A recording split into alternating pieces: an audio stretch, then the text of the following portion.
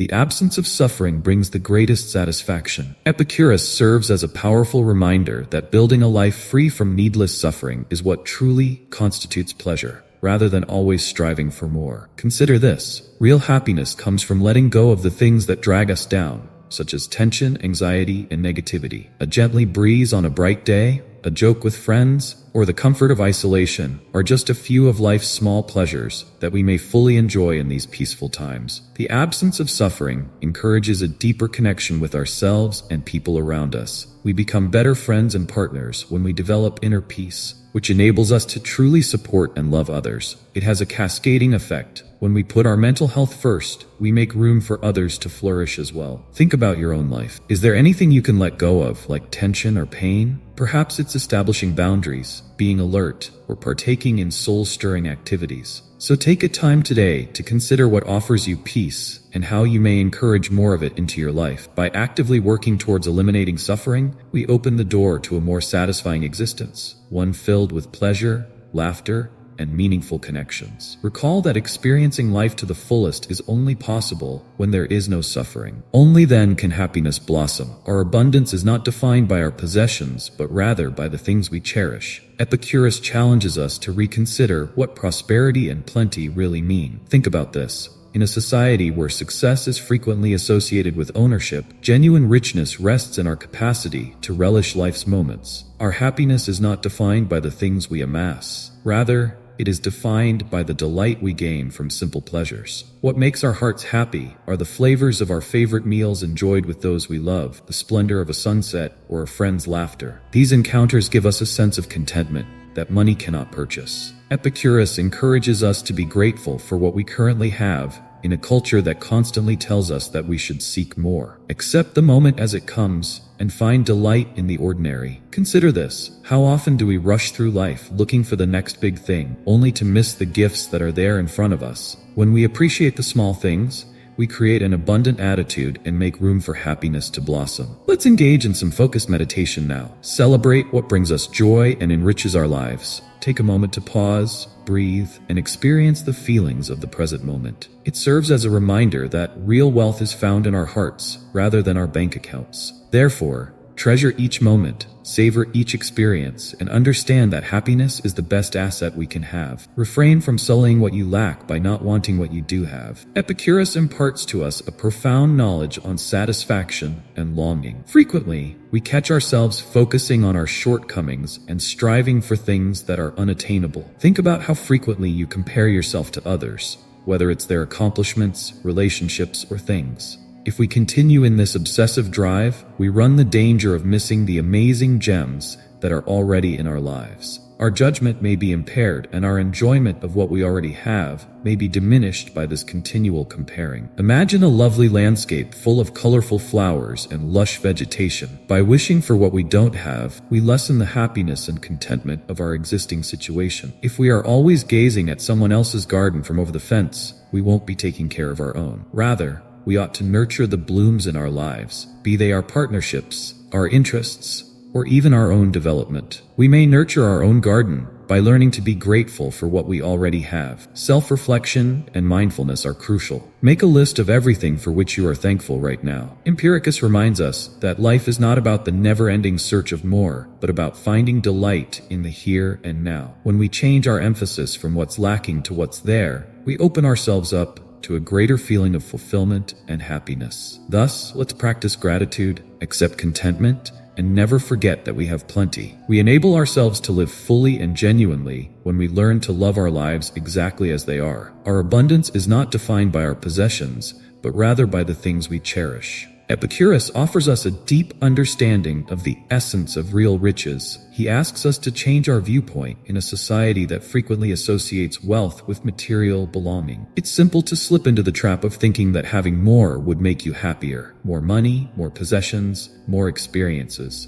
Imagine an opulent feast with exquisite foods and wines spread out in front of you. This is the core of genuine abundance. Not the amount of material possessions we own, but the quality of our experiences and the happiness they provide. Imagine now that you are exchanging stories and laughs with your loved ones while having a simple lunch. Which instance makes you feel the happiest? When we enjoy life's small pleasures, like a peaceful morning with a cup of coffee, a stroll through the outdoors, or an intimate conversation with a friend, we develop a rich sense of abundance. Often, it's not the grandeur of our possessions that brings us fulfillment, but rather the moments of connection and pleasure we share with those we care about. Our souls are nourished, and enduring enjoyment is created by these encounters. Epicurus tells us that abundance is a state of mind. It's about being content with the little things in life, seeing the beauty in the ordinary, and being grateful for what we have instead of longing for what we don't. It is possible to live a more fulfilled life by emphasizing enjoyment over acquisition. Now stop and consider what truly offers you joy. Which encounters give you a sense of life? Cherish those times, as they truly are the greatest riches in life. When you accomplish this, you'll realize that you are already incredibly wealthy. Refrain from sullying what you lack by not wanting what you do have. Epicurus provides us with a potent warning of the perils associated with desire. It's far too simple to focus exclusively on our shortcomings in our quest for happiness. Frequently, we pay attention to the unachievable and ignore the wealth that is already in our life. Imagine being in a gorgeous garden,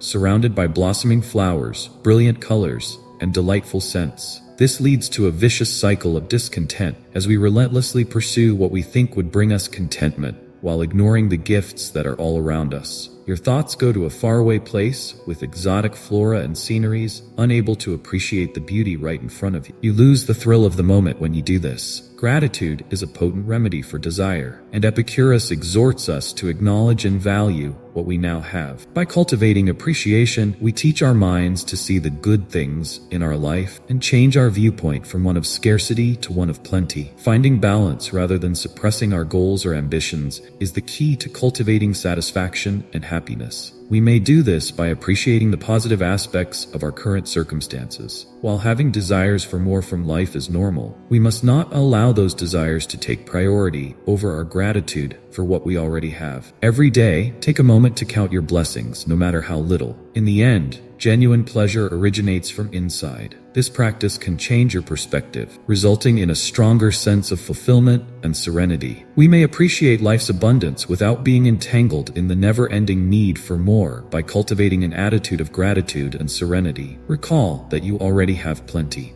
What counts is how we use the things we have, not what we have in plenty. Epicurus highlights that material goods alone do not constitute actual wealth in life. Rather, it is our decisions about how to use those assets. This viewpoint asks us to examine our assets, our time, our connections, our talents, and the possible ways in which they could affect both our lives and the lives of others. Picture a gifted artist with a color palette. The secret beauty of these hues is lost if the artist just hoards them without using them in any way. The genuine significance of those hues is understood via the process of painting, of expressing, and sharing. Think about your own life. Do you have time to listen to a friend? In life, it's not about how much we do or how many things we own. Rather, it's about how thoughtfully and meaningfully we use them. Do you possess any abilities that could help others? Every second counts, as does every resource. Applying oneself to have a good impact, whether via sharing information, following passions, or acts of kindness, gives our lives meaning and fulfillment. Moreover, making use of what we have frequently yields unanticipated benefits. We create stronger bonds and a feeling of community when we give of our time or abilities to others. Epicurus'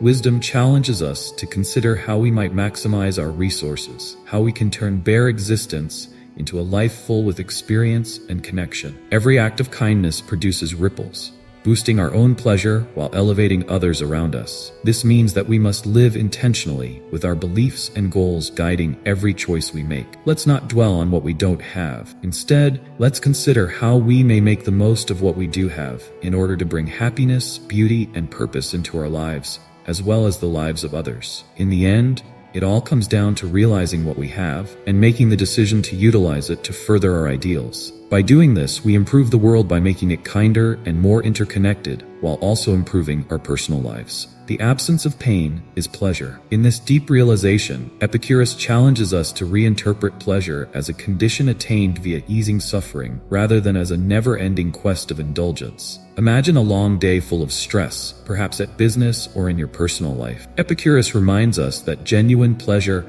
often resides in the simple act of getting relief from pain and anguish. Many of us are conditioned to conceive of pleasure as costly events or rich pleasures. That moment of tranquility is pure joy when you eventually sit down in a peaceful place, take a deep breath, and let your thoughts calm. A feeling of calm and satisfaction is brought about by the release of stress. This viewpoint on pleasure encourages us to seek balance and awareness in our everyday lives, since it diverts our attention from pursuing outward fulfillment to creating an interior space where serenity may flourish. Consider small daily practices that can contribute to this sense of pleasure. Taking a leisurely walk in nature, savoring a cup of tea, or simply enjoying a quiet moment of reflection. Epicurus urges us to cultivate a life where discomfort is minimized and joy is derived from simplicity, rather than chasing fleeting pleasures that often lead to more suffering, like overindulgence in food, shopping, or distractions. Each of these deeds might work as a reminder of the potency of being in the moment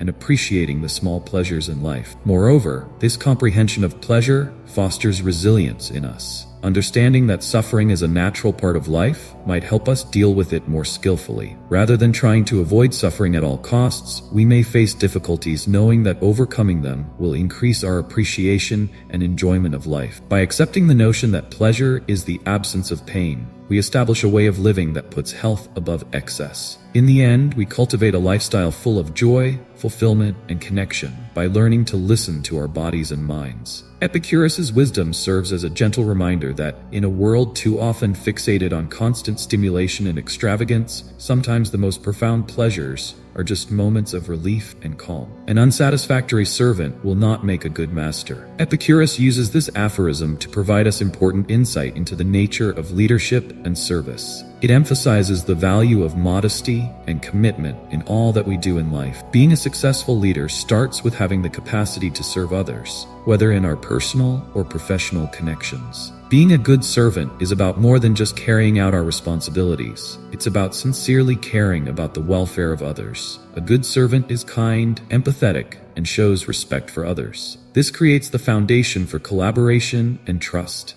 which are necessary components of every successful relationship. Picture a workplace where managers put their team's needs first and create an atmosphere where everyone feels appreciated. This fosters a climate of mutual respect and cooperation. Effective leaders are more likely to encourage their people to be devoted and loyal to them. They are aware that encouraging and leading people toward a shared objective is the true essence of leadership, rather than imposing one's will. This concept also transcends official leadership position. A good friend, family member, or partner in a personal connection is someone who is dedicated to helping the other by providing compassion, love, and support. Relationships become strong and satisfying when we approach them with this perspective. However, there might be negative effects if someone gains power without first understanding the need of serving others. Epicurus reminds us that true mastery in any role, be it as a partner, friend, or leader, comes from having served and understood the responsibilities that come with it. This often results in leadership that is tyrannical or dismissive, as such individuals lack the empathy and understanding necessary to truly connect with and inspire those around them. In the end,